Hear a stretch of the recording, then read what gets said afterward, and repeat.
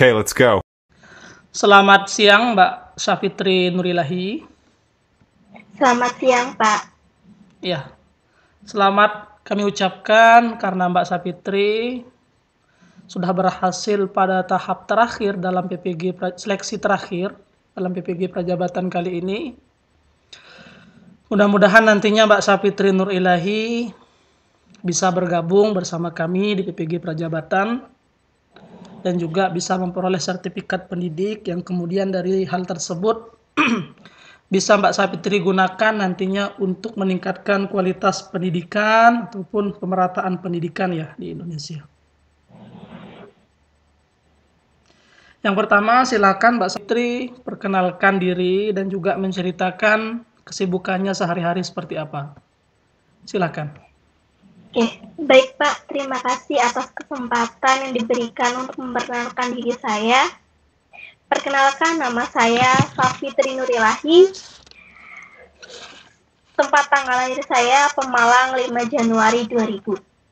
Saya merupakan alumni dari Universitas Pancasakti Tegal, Program Studi Pendidikan Bahasa dan Sastra Indonesia, Fakultas Keguruan dan Ilmu Pendidikan. Usia saya adalah 23 tahun. Kegiatan yang saya jalani sekarang ini adalah mengajar di SD Muhammadiyah Terpadu Taman Pemalang sebagai guru kelas 4 dan menjadi tentor di Bimbel Asma, Adil Sempoa Mandiri. Ya, berarti Anda sudah berkecimpung ya dalam dunia pendidikan? Iya, Pak. Ya. Yang ingin saya tanyakan, apa yang memotivasi atau melatar belakangi Mbak Syafitri ini untuk menjadi seorang tenaga pendidik nantinya? Bagaimana tantangan ataupun hambatan yang Mbak Syafitri hadapi dan juga apa kelebihan Mbak Syafitri yang menurut Mbak Syafitri sendiri dapat menunjang kinerja Mbak Syafitri dalam mewujudkan motivasi tersebut? Silakan. Baik Pak, atas pertanyaan yang diberikan, izinkan saya menjawab pertanyaan tersebut. Motivasi saya menjadi guru adalah guru merupakan profesi cita-cita saya sejak mengenyam pendidikan sekolah dasar. Sejak saat itulah saya belajar dengan sungguh-sungguh untuk mewujudkan cita-cita saya menjadi guru. Cara saya mewujudkan cita-cita saya menjadi guru yaitu dengan rajin belajar mulai di tingkat sekolah dasar, SMP, SMK, dan melanjutkan perguruan tinggi di pendidikan Universitas Pancasakti Tegal, Program Studi Pendidikan Bahasa dan Sastra Indonesia, Fakultas Keguruan dan Ilmu Pendidikan. Selain belajar juga disertai dengan doa dan mengharapkan ridho Allah dan orang tua. Menjadi guru bagi saya merupakan kesempatan saya untuk mengabdikan diri kepada negara dan masyarakat dan menjadi bagian dalam mencerdaskan masyarakat dan generasi muda penerus bangsa untuk memajukan negara Indonesia.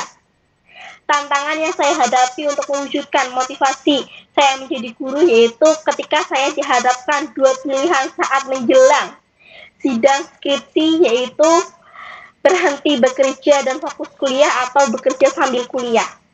Cara saya mengatasi tantangan tersebut yaitu dengan cara mengambil keputusan, yaitu berhenti bekerja dan fokus kuliah dengan target menyelesaikan kuliah tepat 8 semester. Saya berhasil menyelesaikan kuliah dengan mendapatkan predikat cum dan mendapatkan IPK 3,65. Setelah saya selesai sidang skripsi, saya mendapatkan pekerjaan di Bimbel Asma Adil Sempoa Mandiri dan menjadi guru di SD Muhammadiyah Terpadu Taman. Tantangan tersebut alhamdulillah saya berhasil saya lalui dan saya tepat dalam mengambil sebuah keputusan untuk menyelesaikannya. Untuk kelebihan yang saya miliki yaitu saya orang yang rajin belajar, baik belajar sendiri maupun belajar dengan mengikuti berbagai pelatihan. Selain belajar di bidang studi pendidikan bahasa dan sastra Indonesia, saya belajar dengan mengikuti pelatihan metode membaca tanpa mengeja dan metode belajar berhitung aritmatika dengan menggunakan sempoa dan mental. Dengan mengikuti berbagai pelatihan tersebut mendukung peran saya menjadi guru di Bimbel AHE, Anak Hebat Membaca, dan Bimbel Asma Adil Sempoa Mandiri.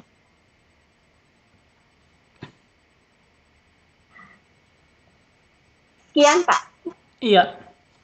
Tadi Anda di perkenalan pada saat di awal sempat menyinggung ya tentang bimbel sempoa. Bisa Anda jelaskan apa itu bimbel sempoa? Kegiatan yang dilakukan seperti apa? Orang-orangnya ataupun orang yang belajar di dalamnya itu bagaimana? Silakan, Mbak Sapitri. Oke. Bimbel sempoa. Bimbel sempoa atau bimbel asma, andil sempoa mandiri adalah yayasan yang khusus bimbingan belajar aritmatika dengan menggunakan sempoa dan mental. Yang dikembangkan saya yaitu anak-anak TK, SD, SMP untuk berhitung belajar menggunakan sempoa dan mental. Contoh penerapan saya ketika mengajar di bimbel sempoa yaitu misal mengajarkan anak menggunakan sempoa. Misal pada biji sempoa bawah, pertambahan menggunakan kalimat naik jempol, pengurangan dengan menggunakan turun jari, sedangkan pada biji sempoa atas menggunakan pertambahan menggunakan turun jari, pengurangan dengan naik jari. Setiap tiang-tiang sempoa itu berbeda. Ada dimulai dari tiang satuan, puluhan, ratusan, ribuan, puluhan ribu, 1 juta, 10 juta. Nah, berbeda juga dengan tiang perkalian dan pembagian. Tergantung kalau perkalian dilihat dari berapa jumlah digitnya. Misal, perkalian 3:1 atau perkalian 3 kali 1 digit. Maka dimulai di tiang keempat. Misal, 123 kali 2. Kita mulai di tiang keempat. 1 kali 2, 2. 2 karung kecil mundur 1 langkah. 2 kali 2, 4. 4 karung kecil mundur 1 langkah. 3 kali 2, 6. 6 karung kecil mundur 1 langkah. Menjadi 246. Itu jawabannya. Misal kalau pembagian dilihat dari berapa digit di depan. Misal 66 bagi 3. Karena 66 2 digit di depan, maka dimulai di tiang kedua. 6 bagi 6, 3. 3 kali 2, 6. 6 kurang 6, habis. 6 bagi 3, 2. 2 mundur 1 langkah di tiang pertama. 2 kali 3, 6. 6 kali 6, 6 kurang 6, habis. Hasilnya 22. Sekian, Pak. Ya, peran Anda di sempoa itu hanya sebagai guru? Iya, saya sebagai guru sempoa. Ya, dalam peran Anda di dalam sempoa itu, bimbel sempoa itu, apakah pernah mengalami kendala? Pernah mengalami kendala. Ya. Contohnya, pada saat seorang guru sempoa dituntut untuk menyelesaikan soal-soal sempoa dalam waktu 1 buku 1 minggu. Nah, tantangan tersebut di luar kebiasaan saya. Dan hal ini dari tantangan tersebut, saya berusaha mencapai target yang sudah ditetapkan untuk menjadi guru sempoa, itu mengerjakan soal-soal sempoa dengan target 1 minggu 1 buku. Yaitu saya mengerjakan soal-soal sempoa setiap selesai sholat wajib. Misalnya, saya sholat subuh. Setelah sholat subuh mengerjakan soal-soal sempoa dengan target 200 soal dalam waktu 1,5 jam. Saya lakukan dengan konsisten sehingga saya menyelesaikan target tersebut dalam waktu 1 minggu 1 buku dan saya berhasil menjadi guru sempoa. Selain itu, guru sempoa dituntut untuk belajar lebih tinggi level sempoa dari anak yang diajarkannya. Misal, anaknya level 1, maka guru tersebut harus naiknya level tinggi, berarti level 2. Misal level 3, maka guru tersebut harus level 4. Seperti itu, Pak. Ya, menarik ya apa yang Anda sampaikan. Artinya sistem belajarnya memang unik dan berbeda dari sekolah formal biasanya. Ya, Mbak Sapitri ya. Mudah-mudahan nanti dari hal yang Anda dapatkan di sempoa itu bisa diterapkan pada saat Anda menjadi guru ya, apalagi guru profesional. Baik. Memang dalam guru profesional kita itu harus mengembangkan sesuatu dan juga berinovasi ya. Apa yang Mbak Sapitri tadi sudah termasuk dalam inovasi dalam pembelajaran ya, metode-metode yang baru. Baik, pertanyaan berikutnya untuk Mbak Sapitri. Coba Mbak Sapitri ceritakan pengalaman ketika Mbak Sapitri perlu mempelajari hal-hal baru untuk meningkatkan performa Mbak Sapitri. Nah, bisa diceritakan nih, cara mengidentifikasi area yang perlu ditingkatkan itu bagaimana? Mengapa Mbak Sapitri merasa perlu meningkatkan area tersebut? Oke, baik Pak, atas pertanyaan yang diberikan, izinkan saya menjawab. Cara mengidentifikasi saya untuk meningkatkan area yang perlu ditingkatkan yaitu saya merefleksi diri saya di mana kekurangan saya, kemudian saya belajar untuk mengubah kekurangan saya menjadi suatu kelebihan. Misalnya contohnya, saya dulu waktu di sekolah itu kurang mahir dalam bidang matematika. Kemudian saya memberanikan diri saya untuk mengikuti pelatihan berhitung cepat dengan menggunakan sempoa dan mental. Dengan mengikuti pelatihan tersebut mendukung peran saya sebagai guru di Bimbel Asma Adil Sempoa Mandiri. Peran saya dalam, mohon maaf Pak, untuk pertanyaan berikutnya. Cara Anda mengidentifikasikan mengapa area yang Anda rasa kurang itu perlu ditingkatkan itu bagaimana? Area yang perlu ditingkatkan tadi saya merefleksi diri saya di mana kekurangan saya, kemudian saya belajar untuk mengubah kekurangan saya menjadi suatu kelebihan. Ya. Nah, contohnya saya kurang mahir dalam bidang matematika. Kemudian saya memberanikan diri untuk mengikuti pelatihan metode cepat berhitung aritmatika dengan menggunakan sempoa dan mental.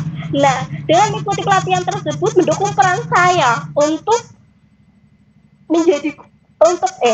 dengan mengikuti pelatihan tersebut mendukung peran saya menjadi guru di Bimbel Asma Adil Sempoa Mandiri. Seperti itu, Pak. Oke. Lantas hasilnya kekurangan yang Anda miliki sebelumnya itu sekarang setelah Anda kembangkan itu bagaimana? Oke, hasil yang saya miliki setelah saya mengikuti pelatihan tersebut yaitu saya berhasil menguasai materi sempoa dan saya berhasil mengubah mindset saya bahwa pelajaran matematika itu pelajaran yang sangat mudah dan menyenangkan. Selain itu, saya bisa mengajarkan anak didik saya berhitung cepat dengan menggunakan sempoa dan mental. Iya. Seperti itu, Pak. Oke. Berarti selain diri yang meningkat, juga Anda implementasikan ya kepada anak didik Anda ya, Mbak Sapitri ya? Iya, sangat menarik ya. Oke, pertanyaan berikutnya untuk Mbak Sapitri. Ceritakan pengalaman Mbak Sapitri ketika ataupun saat bekerja sama dengan orang lain, di mana dalam orang tersebut memiliki perbedaan ataupun keberagaman, mulai dari perbedaan cara pandang, usia, mungkin secara gender, ataupun juga latar belakang pendidikan. Nah, jika Mbak Sapitri memiliki terkait dengan pengalaman tersebut, bisa nih diceritakan secara spesifik apa yang menjadi tujuan dalam kerjasama tersebut, seperti apa keberagamannya dan juga tindakan ataupun hasil yang dicapai pada saat itu seperti apa. Silakan Mbak Sapitri. Baik Pak, atas pertanyaannya izinkan saya menjawab Pak. Oke, pengalaman saya ketika berhadapan dengan rekan kerja saya yang lebih senior. Beliau ini melakukan tindakan kebohongan terhadap atasannya dengan cara menandatangani absensi mengajar. Sedangkan beliau tidak mengajar dikarenakan anak didiknya tidak ada yang berangkat. Padahal peraturan di tempat kerja yaitu absen jam terbang mengajar itu termasuk absensi dan menentukan jumlah gaji yang diterima. Selain itu, beliau juga mempengaruhi saya untuk memulai pembelajaran pukul 4 sore. Sedangkan aturan yang ada, pembelajaran dimulai pukul setengah 4 sampai jam 5 sore. Kemudian, tindakan yang saya lakukan terhadap rekan kerja saya yaitu saya diam dengan mendengarkan dan memperhatikan tingkah laku beliau saat berbohong dan mempengaruhi saya untuk melakukan pembelajaran dimulai pukul 4. Hal tersebut beliau lakukan karena beliau menginginkan saya menyamai beliau dalam memulai pembelajaran. Awalnya dimulai pukul setengah 4 sampai jam 5, beliau menginginkan saya melakukan dimulai pukul 4 sampai jam 5.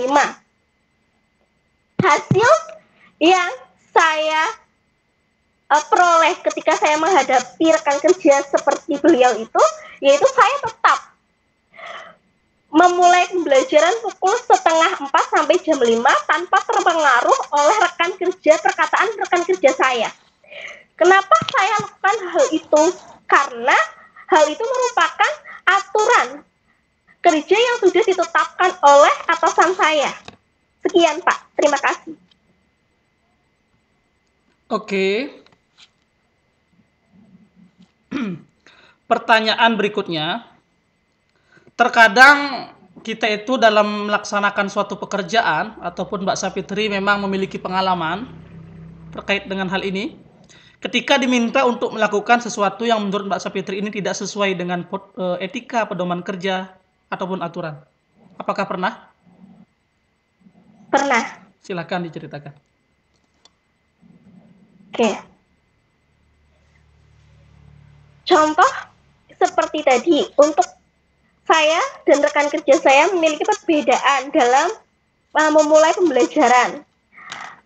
Terus juga untuk melakukan kebohongan, seperti untuk mengabsensi walaupun tidak mengajar. Terus juga saya pernah sama rekan kerja saya perbedaan dengan latar belakang pendidikan. Di situ saya sebagai guru dengan lulusan S1 dan admin lulusan SMA. Pekerjaan admin pada saat bekerja, setelah saya bekerja, anak-anak udah selesai pulang, kemudian admin menata meja-meja anak belajar. Admin tersebut bekerja tetapi tidak sesuai dengan hatinya dan memiliki pola perilaku atau attitude yang kurang menurut saya. Mulai dari penataan meja yang ditata dengan nada yang keras, misal meja satu ke meja lainnya ditata dengan yang tidak pas, terus juga menggunakan kata-kata yang kasar, terus juga dengan perilaku saya walaupun perbedaan usia yang sedikit tetapi attitude-nya kurang. Tetapi saya memahami karakter setiap rekan kerja saya. Saya tidak ingin melaporkan hal-hal tersebut kepada atasan saya karena tidak ingin terjadi suatu keributan di tempat kerja. Sekian, Pak. Terima kasih. Ya, dari tindakan yang Anda ambil itu, kemudian bagaimana dampak atau hasilnya? Silakan. Ya. Tindakan yang saya lakukan dan hasilnya yaitu saya berusaha diam dan tidak melaporkannya kepada atasan, dan hasilnya itu tidak terjadi keributan di tempat kerja karena saya berusaha diam dan tidak memperkeruh keadaan dengan cara mengadu domba antara atasan sama rekan kerja saya. Sekian, Pak. Oke. Pertanyaan berikutnya untuk Mbak Sapitri.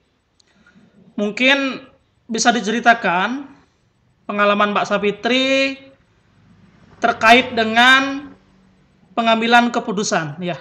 Apakah ada nih, ataupun menurut Mbak Sapitri, keputusan penting apa yang pernah Mbak Sapitri ambil baik dalam pekerjaan ataupun organisasi ataupun komunitas? Nah, itu bisa diceritakan apa yang menyebabkan Mbak Sapitri mengambil keputusan tersebut, apa yang menjadi pertimbangan dan juga mengapa, jelaskan langkah-langkahnya dan juga hasilnya. Silakan. Oke. Baik, Pak. Terima kasih atas pertanyaannya. Izinkan saya menjawab. Keputusan yang pernah saya ambil saat perkuliahan yaitu pada saat itu saya dihadapkan dengan dua pilihan, yaitu berhenti bekerja dan fokus kuliah. Saya berhenti bekerja di bimbel AHE, Anak Hebat Membaca, dan fokus kuliah menyelesaikan skripsi dengan target 8 semester.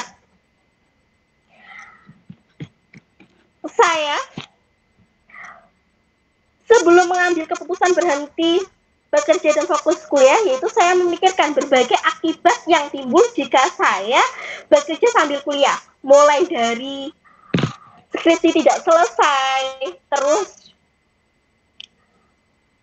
pengunduran wisuda S1, penambahan biaya UKT, dan timbulnya kekecewaan orang tua. Setelah memikirkan berbagai dampak yang akan terjadi, kemudian saya mencari solusi tentang masalah tersebut, yaitu dengan cara mengambil keputusan berhenti bekerja dan fokus menyelesaikan skripsi. Karena apabila saya berhenti bekerja dan fokus kuliah,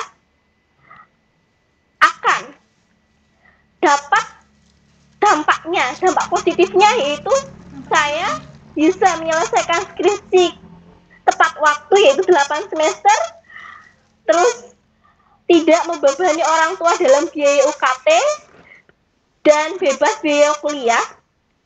Alhamdulillah, dari berbagai keputusan tersebut, saya berhasil menyelesaikan kuliah tepat 8 semester dan mendapatkan predikat kumlot.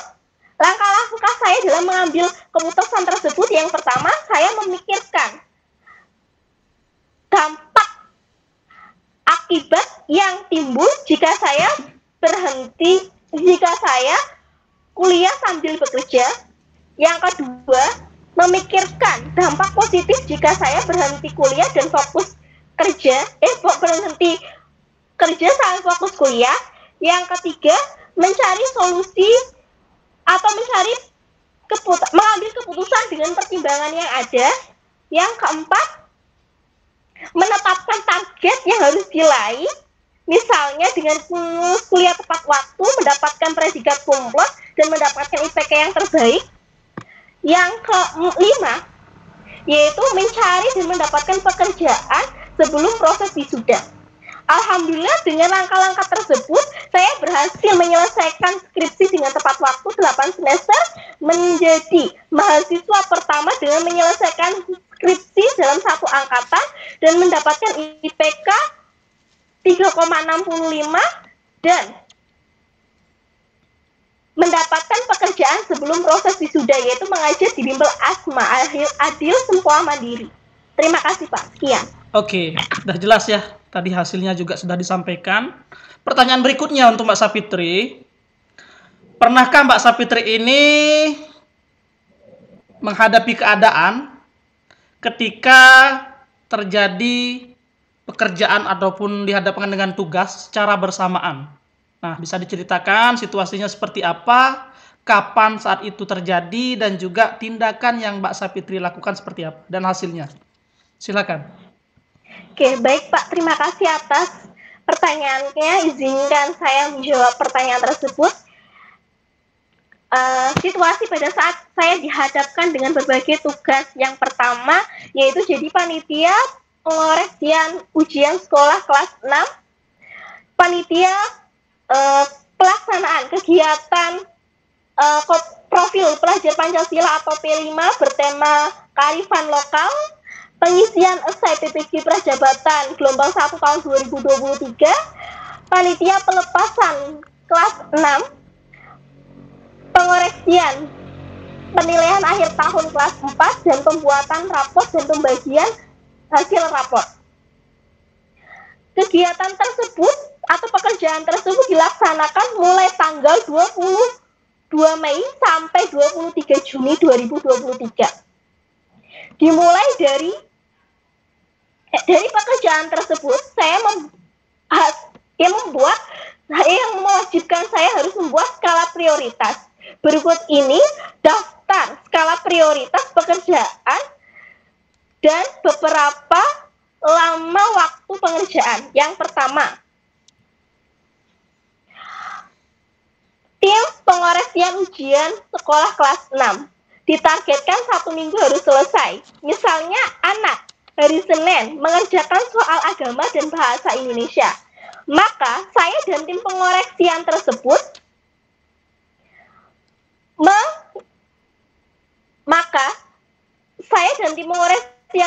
siangnya harus mengoreksi lembar jawab siswa tersebut, yaitu bahasa Indonesia sama agama. Yang kedua,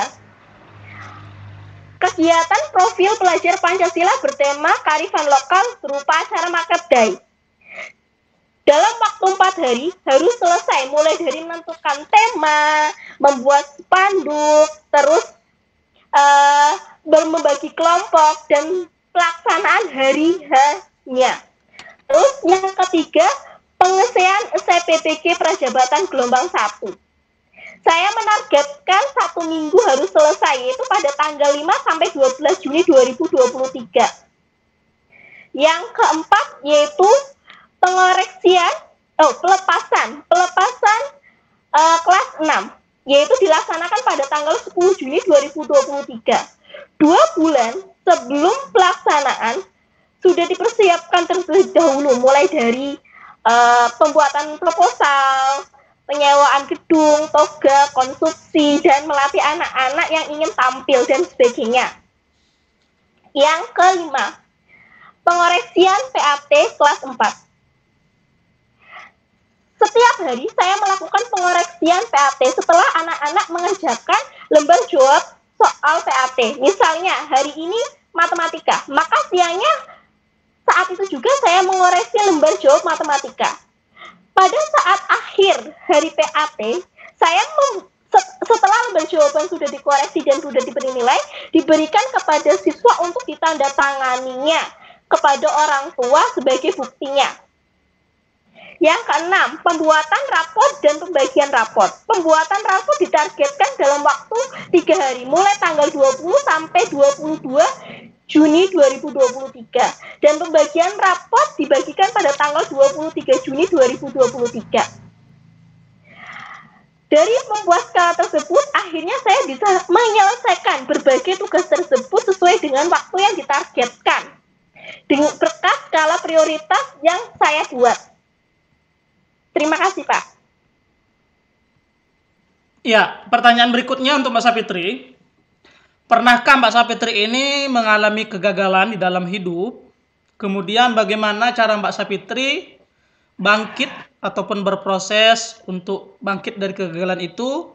Jika memiliki pengalaman terkait dengan hal tersebut, bisa diceritakan, dan juga langkah-langkah ataupun cara-cara yang Mbak Sapitri lakukan untuk bangkit. Silakan.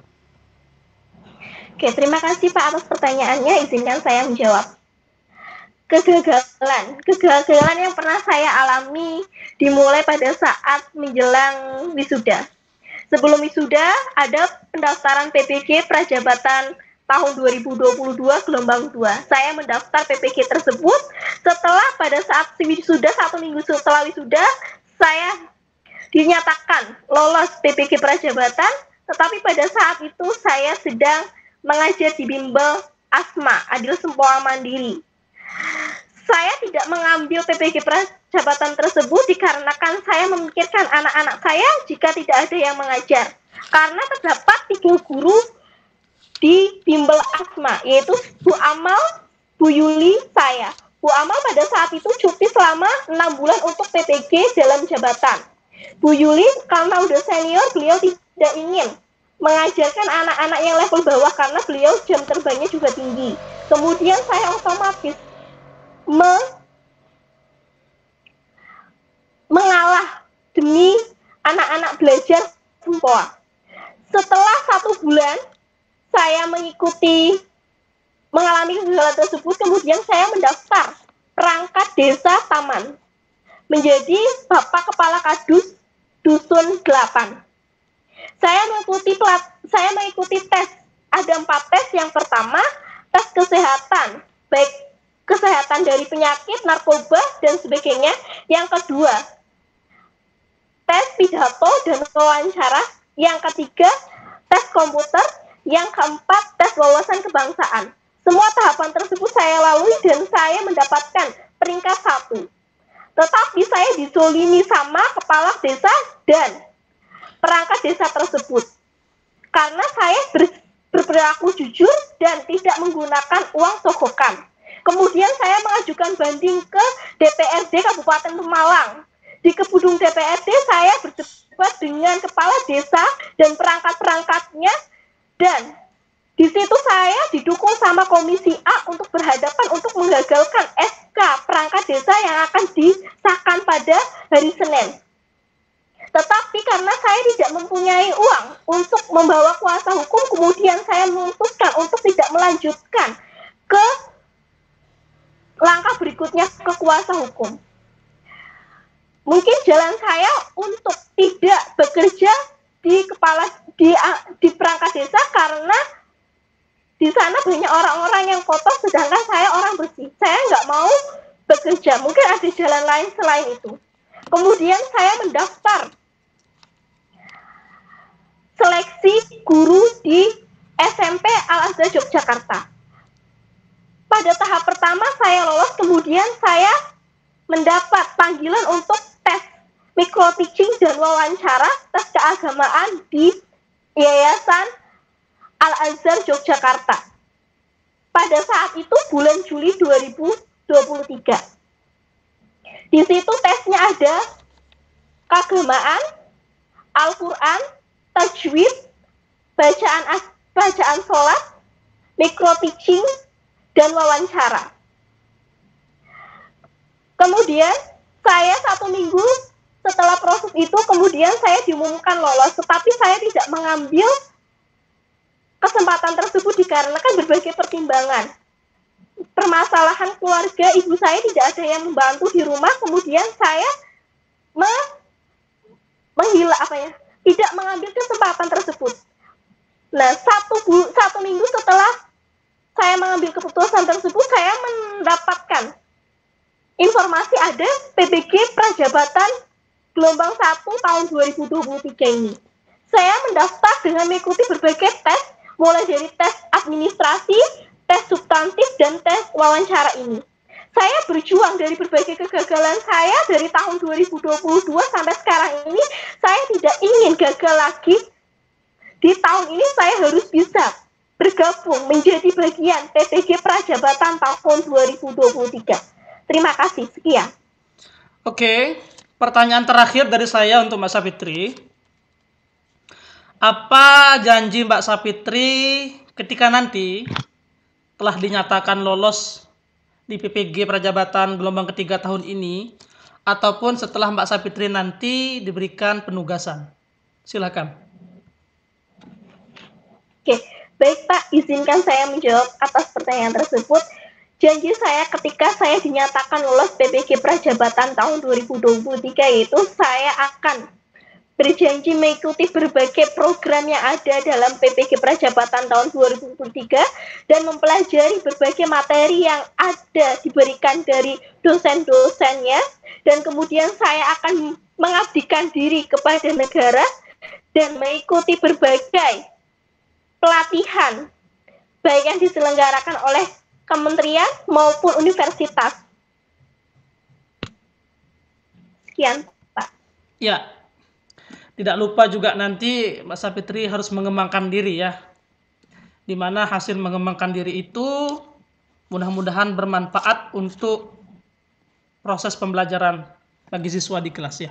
Baik, mungkin itu saja yang ingin saya gali dari diri Mbak Sapitri. Apabila ada hal yang ingin disampaikan ataupun pertanyaan dari Mbak Sapitri, kami persilahkan. Sebelum nantinya Mbak Sapitri kami minta untuk menutup sesi wawancara kita pada siang hari ini. Kepada Mbak Sapitri kami persilahkan. Terima kasih atas kesempatan yang diberikan saya untuk bertanya kepada Bapak. Izinkan saya bertanya, apakah dari semua pertanyaan yang diberikan Bapak dan jawaban yang saya berikan kepada Bapak, apakah sudah mencangkup 10 kompetensi yang dinilai? Ya, terkait dengan apa yang Mbak Sapitri sampaikan, yaitu pengalaman Mbak Sapitri dan apa yang saya gali, intinya saya sudah bisa mencatat poin-poin yang memang harus kami berikan penilaian ya. Terkait dengan secara detail, hasil jawaban Mbak Sapitri apakah sesuai dengan 10 kompetensi itu menjadi kerahasiaan antara asesor kepada peserta wawancara. Ya, mungkin itu yang dapat kami sampaikan. Apakah ada hal yang ingin disampaikan lagi? Tidak ada, Pak. Ya, jika tidak ada, silakan Mbak Sapitri, kami mohon untuk bersedia menutup sesi wawancara kita pada siang hari ini. Silakan Mbak Sapitri. Baik Pak, terima kasih atas kesempatan yang diberikan saya untuk mengikuti tes wawancara PPG Prajabatan tahun 2023 gelombang 1 ini. Terima kasih atas waktu dan kesempatannya. Wassalamualaikum warahmatullahi wabarakatuh. Waalaikumsalam warahmatullahi wabarakatuh.